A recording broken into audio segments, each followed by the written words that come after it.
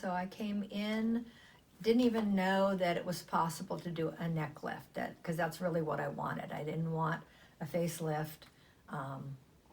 I've earned my smile wrinkles. I like them. I didn't want them gone. So I just kind of casually mentioned to one of the gals when I was getting rid of some sunspots. I said, gee, I'd love to do something to my neck. And she said, we can do a neck lift. I had no idea. I thought it had to be a complete facelift. So they described the process to me, and then I had a consultation.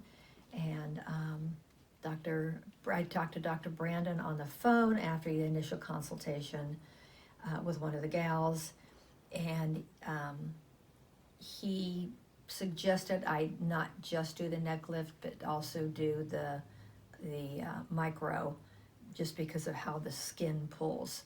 And so I trusted his judgment and said, okay, let's do it.